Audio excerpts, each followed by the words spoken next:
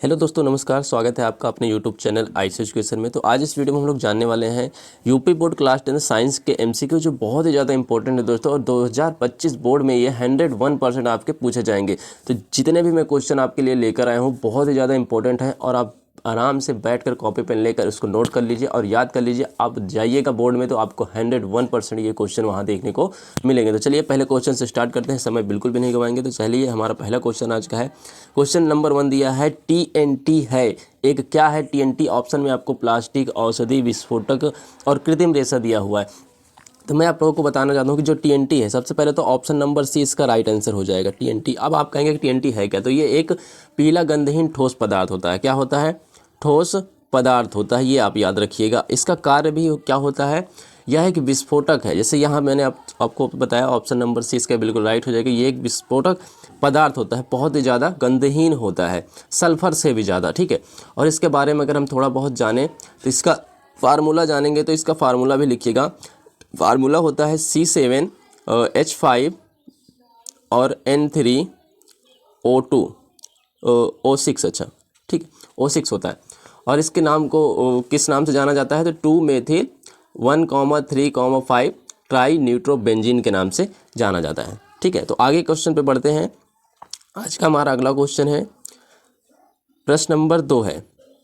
देखिए, निम्न में एल्केन का सूत्र बताना है। निम्न में एल्केन का सूत्र बताना है, तो आपको आराम से दिख ही रहा होगा, ऑप्शन नंबर सी जो है ये हो जाएगा एल्केन का सूत्र, जो ऑप्शन में दिया है C12H26 यानी कि H26, ये आपका हो जाएगा एल्केन का सूत्र। अगले प्रश्न पर बढ़ते हैं।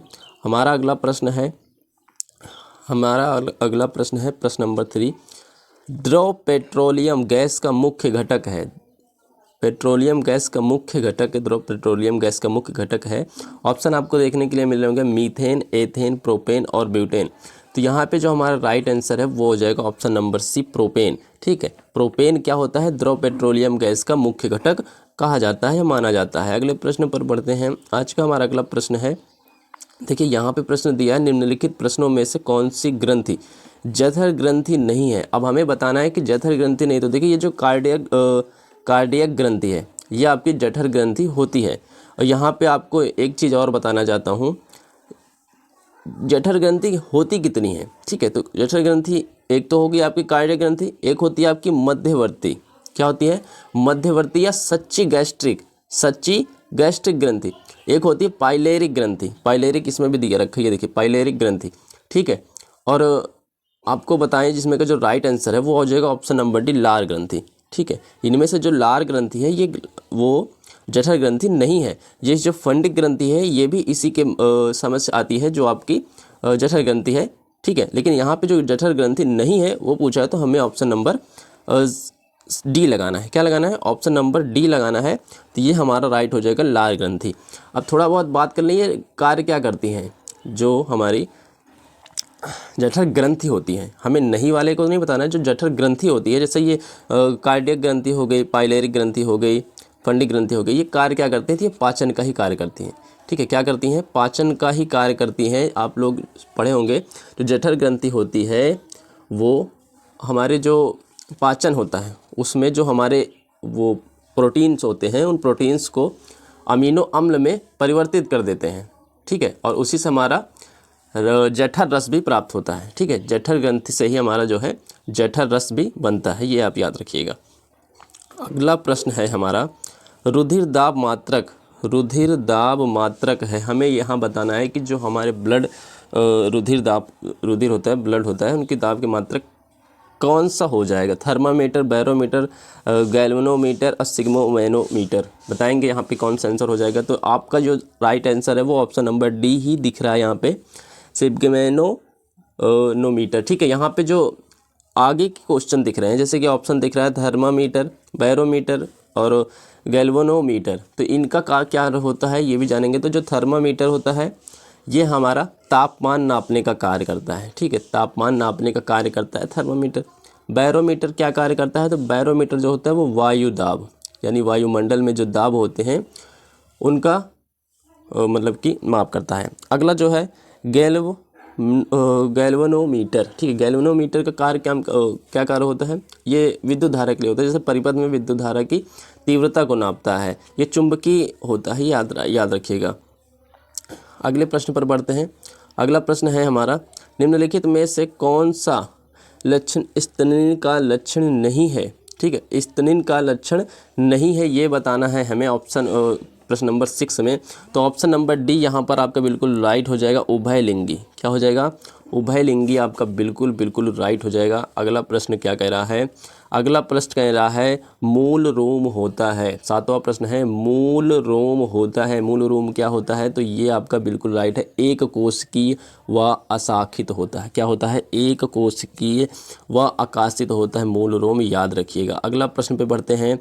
अगला प्रश्न है हमारा विशिष्ट ऊष्मा का मात्रक। विशिष्ट ऊष्मा का मात्रक पता ही होगा, जूल प्रति किलोग्राम सेल्सियस होता है, ये आप याद रखिएगा।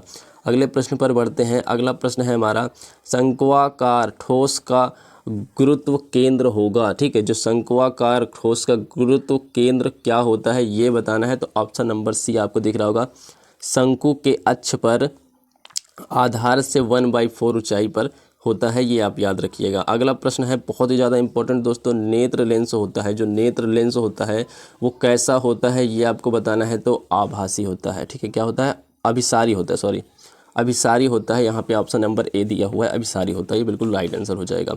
अगले प्रश्न पर बढ़ते हैं। एक प्रश्न दिया गया है, कहा गया है कि दो विद्युत बल्बों की शक्तियाँ 100 वाट तथा 200 वाट है। ठीक है, 100 वाट तथा 200 वाट है, दोनों ही 220 वोल्ट के मेन से जोड़े गए हैं। इनके तंतुओं के प्रतिरोधों का अनुपात क्या होगा? तो अनुपात निकालना अगर आपको नहीं आता है तो वो चीज़ आप कमेंट करके बताएंगे, मैं उसका एक अलग से वीडियो बनाऊंगा। यहाँ पे आपका राइट आंसर हो जाएगा ऑप्शन नंबर बी, 2:1। क्या हो जाएगा? 2:1 हो जाएगा। यहाँ पर साइंस के जितने भी न्यूमेरिकली क्वेश्चन हैं वो एक अलग से वीडियो बनाई जा रही है, वहाँ पर आपको पूरे डिटेल में एक एक न्यूमेरिकल सॉल्व कराया जाएगा अच्छे तरीके से। तो प्लीज़ चैनल को सब्सक्राइब कर लीजिए और बेल आइकन को ऑल पर प्रेस कर लीजिए कि जैसे ही आपको वीडियो आए आप तक सबसे पहले पहुँचे। चलिए अगले प्रश्न पर बढ़ते हैं। अगला प्रश्न हमारा कह रहा है आधुनिक आवर्त वर्गीकरण का आधार है। आधुनिक आवर्त वर्गीकरण का आधार बताना है। तो ऑप्शन नंबर बी, परमाणु क्रमांक यहाँ पे हो जाएगा। क्या हो जाएगा? परमाणु क्रमांक यहाँ पे आपको बिल्कुल राइट हो जाएगा। अगले प्रश्न पर बढ़ते हैं। अगला प्रश्न है हमारा 2 ग्राम ईंधन जलकर 66 जूल तापीय ऊर्जा देता है। ईंधन का कैलोरी मान बताइए। ठीक है, 2 ग्राम ईंधन जलकर 66 जूल तापीय ऊर्जा देता है, यानी कैलोरी का मान हमें बताना है। प्रश्न नंबर 13 में तो 33 हो जाएगा जूल। 2 से डिवाइड करेंगे तो 33 निकल के आएगा, इसका बिल्कुल राइट आंसर हो जाएगा। मैंने आपको बताया कि किस तरीके से करना है न्यूमेरिकल, उसका एक अलग से वीडियो बनाई जा रही है, वहाँ से आपको पूरे न्यूमेरिकल कराए जाएंगे। बिल्कुल भी चिंता की बात नहीं, घबराने की बात नहीं है। उस वीडियो में ओनली 4 न्यूमेरिकल देखने को मिलेंगे और सारे न्यूमेरिकल आपको वहाँ से सॉल्व कराए जाएंगे। ठीक है, यहाँ पर आपको ऑप्शंस देखने को मिल रहे हैं तो आप ऑप्शंस करिए और आप आराम से वहाँ पेपर में दीजिए। ठीक है, यहाँ देखिए अगला प्रश्न क्या कह रहा है, क्लार्क विधि से जल की अस्थाई कठोरता दूर करने के लिए जल में मिलाए जाने वाला यौगिक क्या है? यह यौगिक है कौन सा है? तो बताएंगे तो option number B, Ca bracket में OH2 जो है ये बिल्कुल इसका राइट आंसर हो जाएगा। अगला प्रश्न है हमारा रक्त का धक्का जमने के लिए आवश्यक है। रक्त का धक्का जमने के लिए क्या आवश्यक है ये बताना है। तो कैल्शियम आवश्यक है। ठीक है, क्या आवश्यक है भैया? कैल्शियम। ठीक है, ऑप्शन नंबर डी यहाँ पर थोड़ा डाउट्स है, पर यहाँ पे कैल्शियम ही होना चाहिए। रक्त का धक्का जमने के लिए आवश्यक है कैल्शियम, यहाँ पे मैं राइट कर रहा हूँ। अगर आप आई होप आपको वीडियो जरूर समझ में आई होगी। कि वीडियो समझ में आई हो तो वीडियो को लाइक कर दीजिएगा और चैनल को सब्सक्राइब कर लीजिएगा और अपने दोस्तों के पास भी शेयर कर दीजिएगा। मिलते हैं एक नई धमाकेदार वीडियो के साथ अगली वीडियो में। जय हिंद।